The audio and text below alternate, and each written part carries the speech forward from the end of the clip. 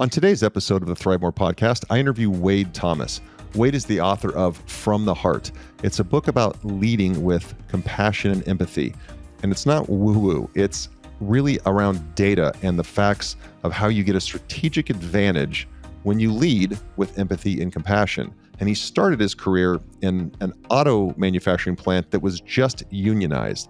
So you can imagine the rift between management and the workers. And he worked through that. And that's really what started his career and launched him into this lifelong pursuit. Now he's in consulting to help other companies do that, lead with compassion, empathy, so that they can have a strategic advantage. I think you're really going to enjoy this one. It's short, but sweet, but packed with value. Today, I get to interview Wade Thomas. He is a strategic talent executive who guides leaders to develop and shape organizations from the perspective of high-performance management coupled with compassion and empathy. And we're going to talk a lot about that today. Wade's approach has helped businesses solve critical issues based on skill sets, attitudes, and actions of people, the essential ingredient in building a sustainable competitive advantage. And his formula for success is founded on building a culture of compassion and empathy, which has proven to drive business success for hundreds of organizations that he's worked with.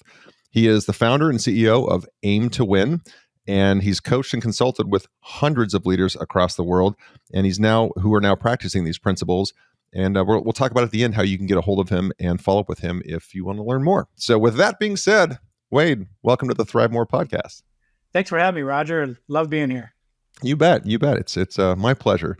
I was excited to chat because I have a passion for growing teams and especially for developing young professionals. I think, and maybe I'm a little biased, but at my age, I've worked with a lot of very experienced executives, and I've worked with young professionals. And young professionals don't always have some of the bad habits and the things they've kind of always done it that way. But I would love to find out how you got into this practice of helping other leaders lead with compassion and empathy. Like, what's the genesis story behind that? It's a long story, Sure. And it's one of, sometimes it takes experience in your life to realize what happened. But it really started the very beginning of I had a long career in human resources, and at the very beginning of it, I came out of Indiana University as a newly minted MBA, and went to a corporate job for what was supposed to be about 3 years, ended up being 6 months. And they dropped me in a manufacturing plant. About 500 employees had just signed their first contract with the United Auto Workers Union. And so I was set in there. Wow. And I had one real basic guideline I had to follow. And that was, you can't let the union win. So no matter what you're doing, you can't let the union win. And that actually, at the time, jived with what they taught in graduate schools. Mm-hmm. And maybe not quite as cut and dried, but very similar. Yeah. So that was my one guidance. It all happened on one Wednesday morning. I think I was put in a position, and 45 minutes later, because that's how long it took to drive there, I was on the ground. I didn't know what happened, but I came in there, and one of the first things I did, coming into this experience, was get out on the shop floor and start meeting people. And I did this for, quite a while, at least a week, just to kind of get my bearings. And, what I realized is, and all the talk had always been, you have two entities, right? You have management and you have the union. Well, I realized that it wasn't just the management and it wasn't just the union. It was Ben, it was Bobby, it was Janet, it was Bonnie, it was Fred. It was all these different people. And I should step back and say, not only was this a plant that had just gotten a union and signed their first contract and deserved it, it was also a plant that was losing a lot of money and had been open about 5 years and had lost money, I think, since the beginning. And this really troubled plant. So I went back to our plant manager and said, why don't we look at it differently? Why don't we start looking at these people as individuals? He was new also. And so, he was a lot more experienced than I was, but new to that environment. He says, sure, let's give it a try. And so that's what we really focused on. And along the same time, it was an interesting situation with the union because I don't think they were getting a lot of guidance from their international union. And so they looked to us. And so we got them on board as well. And within a year, first thing we saw was turnover drop from about 150% to 30% on an annual basis, which is pretty good for manufacturing. For sure. And it was heavy manufacturing. The second thing was our safety. Our safety record dropped considerably, meaning got better. A lot less lost time accidents, a lot lower OSHA recordable rate. And finally, about a year into it, we turned our first profit. And board of directors came, took us all to dinner. I mean, it was a big deal. And it was a fairly good-sized public company. And so it was really just enlightening that, you know what, if you bring in, compassion, empathy, you treat people as individuals, it works. And by the way, I didn't use the words compassion, empathy back then. Sure. I was wearing steel-toed shoes and a Melter jacket a lot of times. You couldn't use words like that. Yeah. But it's how you treated people. And so I kind of took that model throughout my career, through a number of different turnaround situations early in my career to situations where we're revamping cultures later in my career. And you know what? Every time it worked. And, it's not just a nice thing to do. Yeah. You can also make a profit when you treat people well too. Yeah. Yeah. You're much funny more how likely that works. to. Yeah. Yep. Funny how that works. Yeah, exactly. Wade has written this book, and put it on the screen here, called From the Heart. And it's how to achieve epic results through building a heart-based culture of compassion and empathy. So I wanted to ask you, and I kind of started off, with my bias towards younger professionals, but millennials and Gen Z, they are certainly different than, just looking at you, we're somewhat near the same age. We were raised, and I went to business school as well. And certainly, you're taught a certain philosophy in the universities, and it's a little different than what kind of the core at the heart of millennials or Gen Z, how they feel and how they look at work and contribution to the world. What have you found in your practice when working with those two generations specifically? Yeah, it's interesting. When I first started, Generation X was the young generation. Yeah, that's us. Yeah, that's me. And it's not terribly different. It's I think by the time that we came up through it, the days of the 30 years and out programs in the private sector at least were done. Yep. The loyalty on either side was certainly diminishing. I think it's continued to diminish in the last couple of generations, or at least millennials. Z is a little bit early to tell. But one thing that has happened during that evolution is it's just gotten stronger. So people want to be treated with respect. They want to be known. They want to feel heard, listened to. So that's where the empathy comes in. And when they need it, they want compassion. And it used to be you just didn't expect that in the workplace. Now it's kind of table stakes. Yeah. You need it at some level, or else, you're going to start seeing problems in the business. So I think the principles have stayed the same, but the need has grown with the most recent generations. Yeah. Fair, very fair. Can you explain to the listeners what heart-based culture, you speak to that a lot in your book, heart-based culture is in an organization, and then just as importantly, and I'm sure this is a lot to discuss, but how do you build that, right? So what is a heart-based culture? Let's answer that first. And then how do you start to build that in an organization that may not have it? Yeah, that's a long question. So first of all, the heart-based culture is really kind of coming at it from a place of compassion and empathy, or usually empathy and compassion. Doesn't sound quite as good that way, but it really starts with that, and starting to build that into those little individual decisions you make as a leader every day. And that's on the leadership side. On the company side, it's how you bring that across the whole corporation. How do you get all your leaders on board with that, and the people? And so, oftentimes, we look at this as a leadership thing, as certainly how I teach it and how I introduce it when I go into companies. But it's not solely leaders. Compassion and empathy needs to exist across the workforce.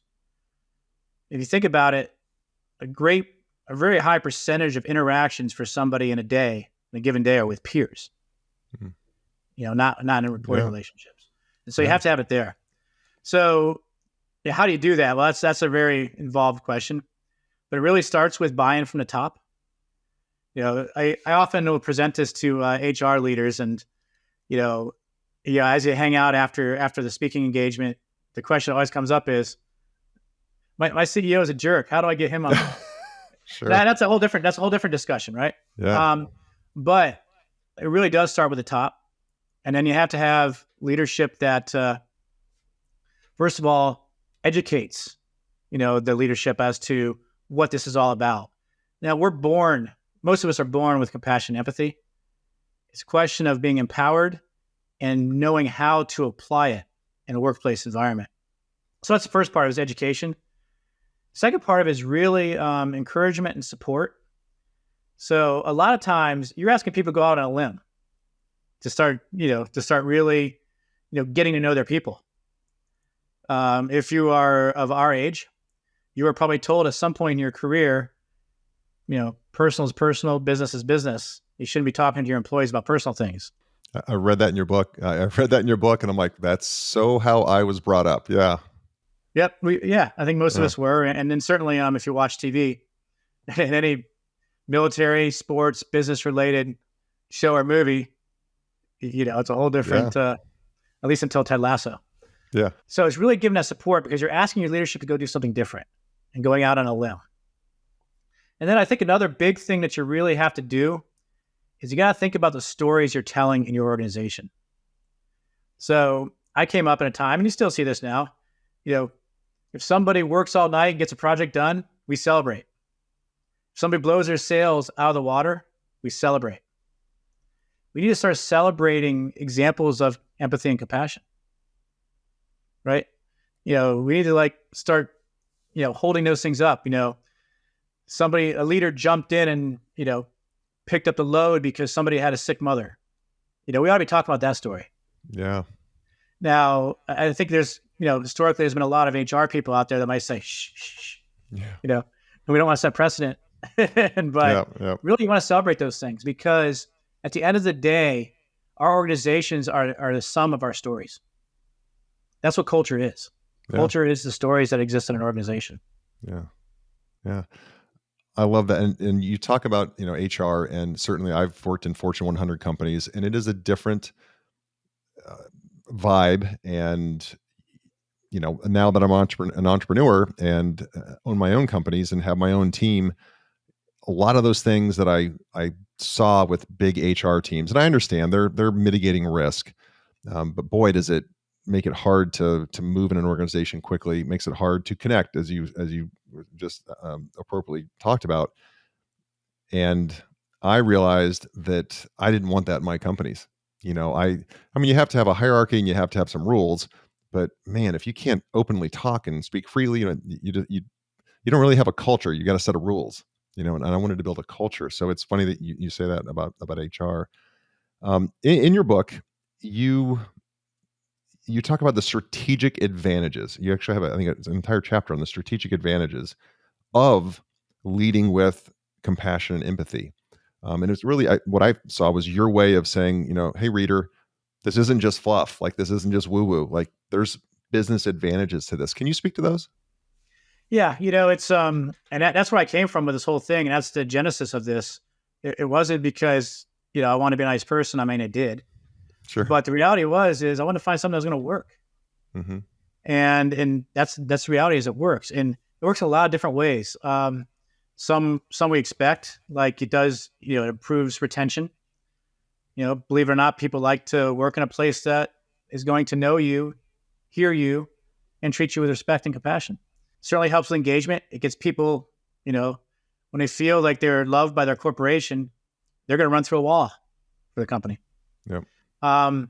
It certainly helps with collaboration. Because one of the things that, historically businesses have been run with a culture of fear. I had a CEO during my career who, was mentoring me or teaching me or whatever you wanted to call it at the moment. But he basically told me his wisdom was, there's two ways to motivate people, fear or greed. And I didn't fall over in surprise that he said that. Sure. Yeah, I mean, that's very common. I mean, you can see it in the popular culture of the time. Yeah. But what happens in a culture of fear is you're afraid to work with other people. You're afraid to put up ideas. And so what happens is it limits your collaboration and your innovation. And so when you flip that around and you show compassion, empathy, you build that psychological safety, you create that safe environment for them. They're more willing to go out on a limb. They're more willing to be innovative, and they're going to collaborate more freely because they're not going to keep everything boxed into themselves. And then the final strategic advantage, and it's an obvious one, we've been talking a lot about how you run your employees, but when you have compassion, empathy towards customers, there's a huge advantage on the customer engagement side, and you see that organizations like Ritz-Carlton or Nordstrom have really they build a competitive moat. Yeah, they competitive moat with that. I would venture to say that with your vendors as well, like treating your vendors with, because usually there's this, I don't know why, but, there's this dynamic of us against them when it's a vendor relationship. And man, that is your partner in a business. If you've outsourced something, then it is a vendor partner. And I know partners, that word's thrown around too much, but boy, I see that, just almost as important as the way you treat your employees is how you treat your vendors. Absolutely. I actually coach on that quite a bit. I do a lot of work in the home building space. And that's been a little bit of a roller coaster over the past few years. But what's happened in that space in general is vendors can be hard to come by. Yeah. And especially when, things are going well and volumes are high, you're fighting for vendors. On a Friday morning, you need a crew on your job site, and they've got 3 crews to choose from. Who are they choosing? Yeah. It may not be, they're choosing based on the volume of business you're giving them. It may not be the price you're giving them. In that particular moment, it's a relationship. Yeah. And that really comes from the heart. Yeah. Yeah. Again, another strategic advantage. Yeah. You wrote something in here. I'm a big fan of the phrase "rush to conflict." Like don't wait. Like rush to conflict, get it over with, do it with empathy, but certainly it doesn't help to let anything fester. And you have a nice little passage in your book, section in your book. You talk about hard decisions being put off due to misled attempts at compassion. I thought that was very well written. Can you speak to that? Yes. So often we equate compassion with soft, right? And we don't want to hurt somebody's feelings. We don't want to, confront them. And we certainly don't want to fire them. Yeah. But the reality is you got to look at it from a couple different angles. If somebody's really not, doing what they need to be doing, how is that impacting the rest of the organization, the rest of the team? And by not addressing it, you're not being very compassionate to the team. The other thing is, I'm a firm believer that people in general don't really want to go into work every day and suck. Yeah. And so you have to address it, and you have to try to help them not suck anymore. Yeah. You got to help them get better. And if they don't get better, then then it's the fair thing to do to let them go and help, that'll, help them find, opportunities that they're better suited for. And, you do that with compassion, right? I'm a big believer in, letting somebody leave with their dignity. Yeah. I'm a big believer in, severances and things like that, just to ease that transition. Yeah. Because at some point you thought they were good or would be good. Yeah, that's true, right? Yeah. But you can't let it fester, and you really have to address it quickly, because really it's very uncompassionate to let it go a long time. And my experience has been that it so negatively affects the other team members because we promote what we tolerate. And if we're tolerating poor performance, a poor attitude, which I think is even worse than poor performance, we are telling everybody this is okay. This behavior is absolutely fine, because we still give that person paid time off. We still give that person a paycheck every 2 weeks, and we're rewarding that behavior. It's part of the stories, right? And stories create the culture. Yep. Yeah. Yeah. You also speak about, or write about, influence over authority. And I think that this may play into what we've talked about too, with the generational difference, where man, somebody had authority, you listen to that person. But I think as the world's evolved and we've evolved as a working culture, it's more the influence. And so if you can unpack that a little bit, that'd be great too. Yeah, again, that's one of those things that's changed over the years, and I think the changes certainly was underway when I was coming up. But the old model, the coaches screaming at the players. I mean, I got chewed out, and I ran a lot of laps and Yeah. suicides and things like that when I was a basketball player. Or the military, the stereotypical military was really put out there, and it was very hierarchical authority. You don't question it. You just do what you're told. And that's what our parents did, right? Yeah. But it's changed. And it's been a gradual change. It's not like we woke up one day and all of a sudden everybody's in rebellion. But now that we don't have that long-term loyalty, there's nothing to hang your hat on as an authoritarian. People are going to perform much better for you when they believe in what you're doing, when they believe in you, than they will be because you just told them to do it because you're the boss. Sure. Now, they'll do it. But are they going to do it above and beyond? Yeah, maybe, but probably not. No discretionary effort. Yeah. Yep. And so it's really, instead of just hanging your hat on the title, the idea is really figuring out, how can I really get to know this person? How do I know what drives them, what their goals and aspirations are? And then how can I help them get there? Because that's how I'm going to really influence them. When I make them better at work, better in their lives, they're going to do things without me even giving commands. Yeah. Yeah. I think in that, I've watched it too with just, people talk about the labor pool and being very tight right now. And it is. The labor pool is very tight as we record this podcast. And that pendulum will swing back. It kind of goes back and forth. But it's certainly all the way to one side right now, which to me makes it all the more important that you're leading with influence rather than authority. Because if you're trying to lead with authority and fear, people are like, you know what? I can walk down the street like 2 blocks and get the same job at maybe even paying more. The market's that crazy right now. So I don't know how you can manage with an old school mentality right now. I just don't think people will tolerate it because there's so many options for them right now.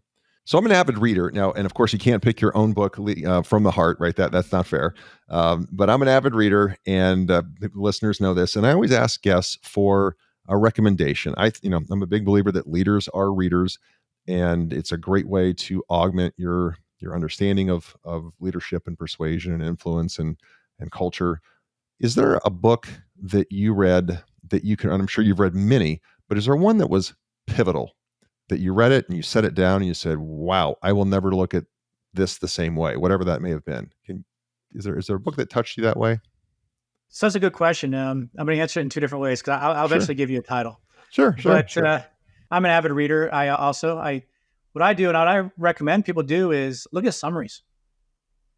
Read a lot of summaries, and then when one grabs you, read the book. Because that way because everybody's got a different angle, and none of them are right for your situation. And so what you really want to do is find that body of knowledge, and it's probably across many different books, that really fit your circumstance, your situation, your personality. So that being said, I have to go way back. Sure. And I'm terrible at remembering book titles and authors, so I'll own up to that. But Andy Grove wrote a book. He was one of the founders of Intel and CEO of Intel at the time. I just can't remember the name of the book for the life of me. But it really one of the things it got at was the idea of this working with your people on a one-on-one basis, as opposed to maybe the more traditional team management. And, and really helped to drive the innovation and the culture that they had there. And that has stuck with me. If I went back and read it today, I'd probably see it was maybe 1 chapter. But boy, it really impacted my life. Yeah. Love it. We'll make sure that we and the producer will research. I know the book you're talking about too. I can almost see it. I just can't think of the name. And he's one of the, pivotal leaders of our time and what he did and what he built, and just the culture at Intel. But we'll make sure we put that book in the show notes too for people so they can find that. Yeah. I've just recently started to do this because I think it's important. A lot of people that listen to this show are people that are thinking about becoming an entrepreneur. You obviously worked for somebody and then went off into your own practice and have your own consulting business and are an entrepreneur. And so many people are, it's fear that keeps them from doing that. It's understandable, but at some point you just have to jump. You just have to go. But I think a lot of people that are listening, what helps them decide, is this really for me? Is now the time, is understanding what it looks like at the very end, right? Like if we fast forward to the end of our life, and then we can work backwards and then figure out what we need to do to work forwards to get to that goal. So I've just been asking a couple questions that I think may help the listeners. And one is, Wade, what do you want people to say about you at your funeral? So if you're hovering above there in the ethos, looking down upon, the gathering, and somebody is speaking at the podium about Wade, what are they saying? He made a big positive difference in my life. And I think that's what it's really all about for any of us is, what is the wake you're leaving behind you as you go through life? Is it a good wake or is it not? And that's really, I got into this business because I can help a lot more people. When you work for a company, the people you help is kind of constrained by the boundaries of the company. Sure. But when you're an entrepreneur in this field, you can help anybody. Yeah. And that's what it's really all about. And, and I want to know that I've made impact on people's lives in a good way. Yeah. Yeah. That's great. And then kind of a complimentary question to that. And you are making a change in the world, right? You are with what you do every day. But if you could wave this wand and make one material change to our world, and it's a change that Wade wants for the world to be different in a certain way, how would the world be different if you could make that change? People would take the time to understand other people's perspectives, which is a long way of saying more empathy. Yeah. And why? Because so much of the conflict in this world, whether it be, global conflict, socioeconomic conflict, conflict on a sporting field, conflict in the business, is because we don't really understand where the other person's coming from. We don't walk in their proverbial shoes. And, and I think that's a big way to reducing the amount of conflict, which, I think you'd agree in our lifetimes has only increased. Yeah. Yeah. And so, because now more than ever, there's more interactions between people than there ever were. Technology's enabled a lot. Yeah. But there are superficial interactions. I was going to say, not discussions, interactions. Yeah. Superficial interactions. Yeah. And so we make assumptions about people, and that fuels the conflict. Yeah. Yeah. That's a great answer, because the root of so many issues in any business, life, relationships, war, nobody's taking the time to understand the other side at all, ever. In fact, they're just trying to reinforce their own point and drive their own, just watch a political debate. Yeah. Great answer. So, where can people find you and, follow you, connect with you? What's the best way? And we'll make sure we put that in the show notes as well. Yep. So, I have a website, aim2llc.com. It's always one way. I'm most active on LinkedIn. So I invite anybody who wants to connect with me, reach out and connect with me. I'm also on the Facebook, the Instagrams, and I have a YouTube channel in process. So cool. And what's your Instagram handle? We'll put that there too. It's _Wade_Thomas. Okay. Easy enough. Well, one, thank you for taking the time out of your day. Two, I think your book is concise but rich, right? Like you pack it with a lot of value and not a lot of extra verbiage. Like I appreciate that. I really do. And I think most importantly, just your outlook. And it's funny because just hearing your story, going into a unionized plant could have had a very different impact on you. And I have a certain opinion around organized labor, and even just listening to you gives me a different perspective, which I appreciate, which I really appreciate. So I'm grateful for that. So thank you very much for joining. I appreciate it. Yep. Thanks for having me. Enjoyed it. You bet. Thank you so much for tuning into the ThriveMore podcast. Don't forget to take a look at the show notes for any resources mentioned during the show. And if you haven't already, be sure to hit the subscribe button and turn on your notifications so you have access to the latest and the greatest. I'd also like to remind you to check out our website, ThriveMoreBrands.com. There you'll find information on the brands we support and information on franchising.